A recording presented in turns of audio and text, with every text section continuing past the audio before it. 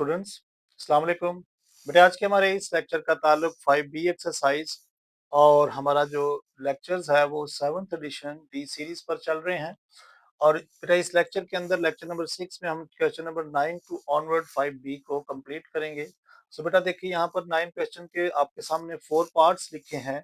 यहाँ पर भी वो पिछले क्वेश्चन की ही तरह आपने इनको सॉल्व करना है। यहाँ पर देखें तो दोनों वैल्यूज जो है वो एक्स वेरिएबल के साथ हैं, सो दोनों का क्या करेंगे, हम एलसीएम लेंगे। 4 अपने ही टेबल पर जाएगा, अगर हम उसको ब्रेक करते हैं तो उसके पेयर 2 और 2 आएंगे, और 3 भी अपने ही टेबल पर जाएगा, सो इनका एलसीएम 12 आ जाएगा।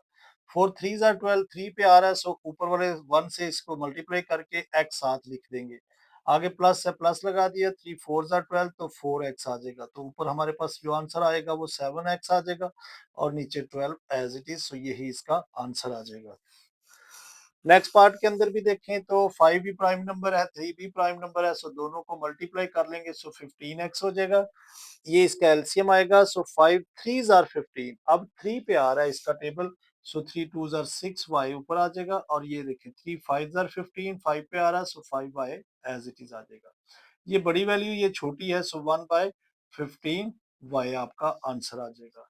आप y ऊपर भी लिख सकते हैं, अगर एक साइड पे लिखना चाहें तो आप इस तरह भी इसका आंसर दे सकते हैं। इसका इक्वालिटी का साइन भी लगाया करें बेटा, ये भी आपका बकायदा जो इसके मार्क्स होते हैं। यहाँ पर देखें तो यहाँ पर भी दोनों प्राइम नंबर है, सो 35 इनका एलसीएम आ जाएगा। 7 5 आर 35, 5 पे आ रहा है, 5 3 आर 15 और ए एज इट इज, और माइनस साइन भी एज इट इज।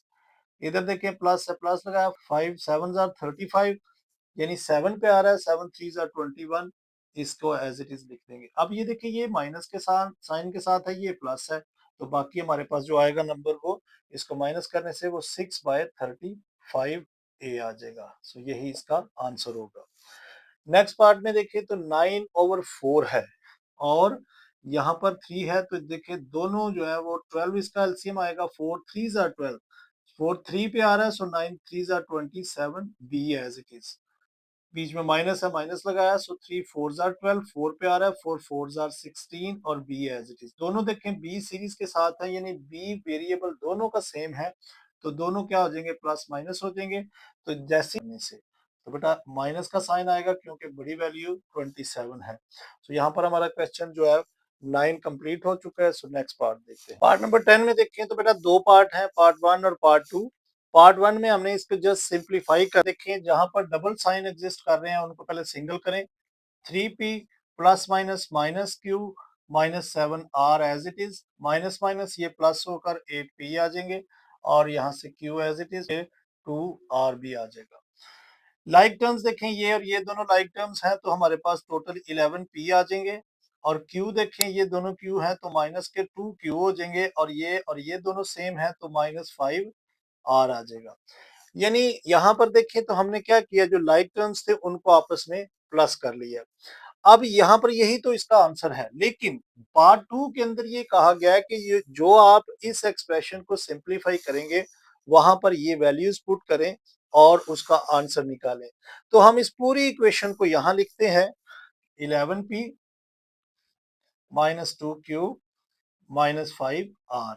अब आप पुट कर दें इसके अंदर, पुट द वैल्यूज लिखें, पुट द वैल्यूज। तो बेटा 11p की वैल्यू देखें तो 2 है, माइनस 2q की वैल्यू जो है वो -1/1/2 है, और -5r है, तो r देखें तो वो -5 है। 11 2 आर 22 आ जाएगा। ये देखें -2 को भी एज इट इज रहने दें, इस फ्रैक्शन को भी आप पहले ब्रेक करें, 2 1 आर 2 और ऊपर वाला उसमें प्लस कर देंगे, सो 3 आ जाएगा, और 2 एज इट इज। और आगे देखें तो माइनस और ये माइनस प्लस होकर 5 5 25 आ जाएगा। अब ये देखें तो ये और ये दोनों आपस में मल्टीप्लाई हो रहे, तो मैं इसको दोनों को कैंसिल कर देता हूँ आपस में। तो देखें 22 और ये माइनस जब अंदर जाएगा तो माइनस माइनस ये प्लस होकर 3 आ जाएगा, और ये 25 एज इट इज। यहाँ पर अगर देखें तीनों आपस में प्लस हो रहे हैं और तीनों प्लस की वैल्यूज हैं, तो तीनों को हम प्लस कर लेते हैं, तो हमारे पास आंसर जो आएगा वो 50 आ जाएगा।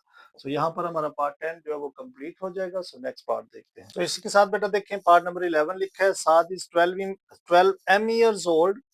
His son was born when he was 9 years old. Find Saad's age 5 years later. यानी यहाँ 7 की एज जो है वो 12 एम ईयर्स ओल्ड है, लेकिन जब उसका बेटा पैदा हुआ तो तब उसकी एज जो थी वो 9 एम ईयर्स ओल्ड थी। तो अभी उसकी 7 की जो प्रेजेंट एज होगी 5 वो उसकी 12 एम है, लेकिन आफ्टर 5 इयर्स उसकी एज कितनी हो जाएगी? तो हम यहाँ पर देखें 12 एम तो उसकी प्रेजेंट एज है। इसके अंदर हम 5 इयर्स को ऐड कर देंगे तो ये आफ्टर 5 इयर्स उसकी एज आ जाएगी। जैसे कि फॉर एग्जांपल अगर अभी किसी बच्चे की 10 साल एज है तो आफ्टर 5 इयर्स उसकी एज में हम 5 साल ऐड करेंगे सो वो 15 साल का हो जाएगा। इसी तरह से 7 की एज अभी 12 एम है और आफ्टर 5 इयर्स हम उसके अंदर ऐड कर देंगे तो ये आ जाएगा। लेकिन यहाँ पर देखें तो एक और बात की गई है कि जब उसका बेटा पैदा हुआ तो तब उसकी एज 9 एम थी। तो अब उसकी एज जो है वो 12 एम है। इट मीन्स कि उसके बेटे की एज कितनी होगी, पहले हमें वो फाइंड करना पड़ेगा।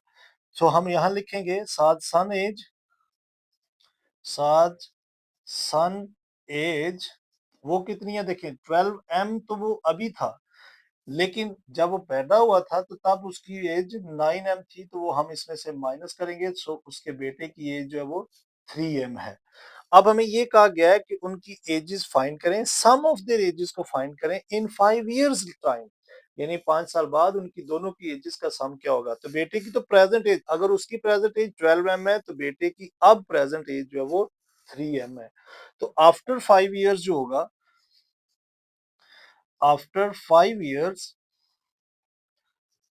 सन्स एज क्या होगी, सन्स एज हो जाएगी 3 एम में भी हम प्लस कर देंगे 5। अब सम ऑफ देयर एजेस क्या होगा, sum of their ages 5 years times, 5 years time मतलब कि 5 साल बाद उनकी एजेस क्या होंगी। देखें बाप की एज 5 साल बाद हो जाएगी 12 एम प्लस 5, और सम करना है ना, देखिए सम करना है हमने, तो बेटे की एज थी 3 एम प्लस 5। इनका आप सम कर लें, देखें 12 को 3 में प्लस करेंगे सो आपके पास 15 एम आ जाएगा, और इसको इसमें प्लस करेंगे सो आपके पास 10 आ जाएगा। तो ये उन दोनों की एजेस का सम निकल आएगा। सो यहाँ पर हमारा क्वेश्चन 11 जो है वो कंप्लीट हो चुका है। सो नेक्स्ट पार्ट देखिए, नंबर 12 में देखिए लिखा है Anusha bought 8 books at PKR W each and 7 pens at PKR M each. She had 3 M plus 5 M left. यानी यहाँ पर जो रुपीज हैं या पैसे हैं पी के आर, उसको डब्ल्यू और एम से डिनोट किया गया है। सबसे पहले वो 8 डब्ल्यू से 8 बुक्स खरीदती हैं, यानी 8 डब्ल्यू हो गए। 8 डब्ल्यू समझ लें कि ये हमारे पास जो है वो, आप ऐसा करें कि 8 बुक्स को हम समझ लेते 8 डब्ल्यू इसके पैसे दिए हैं और 8 बुक्स हैं, और 8 डब्ल्यू उसकी बदले में हमने पैसे दिए हैं।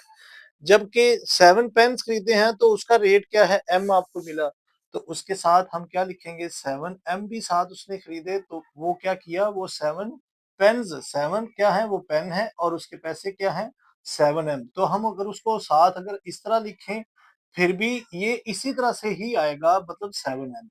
अब अगर देखें तो she had 3 W plus 5 M उसके पास बाकी बचे, तो हमने उसकी टोटल अमाउंट फाइंड करनी है। तो बेटा जो उसके पास बाकी बचे हैं वो 3 डब्ल्यू है और प्लस 5 एम है। इनको आपस में आप सम कर लें, देखें 8 इसमें प्लस होगा सो 11 डब्ल्यू है, और ये 7 इसमें प्लस होगा सो 12 एम है। तो ये उसके पास टोटल अमाउंट थी जिससे उसने 8 बुक्स खरीद ली और 7 पेन खरीद लिए, तो बाकी उसके पास जो थे वो ये रकम लेफ्ट हो गई। तो यहाँ पर हमारी आज की एक्सरसाइज 5B जो है वो कंप्लीट हो चुकी है। सो बेटा एक एक पार्ट आपके सामने किया जाएगा, आपने जस्ट इस चैनल से जुड़े रहना है। सारी बुक के आपको एक एक क्वेश्चन हर एक्सरसाइज का आपको इसी चैनल पर मिलने वाला है। बेटा लेक्चर अगर पसंद आया तो लाइक जरूर करें और ज्यादा से ज्यादा अपने दोस्तों के साथ शेयर करें। अपना बहुत ख्याल रखें, take care, bye bye, God bless you all.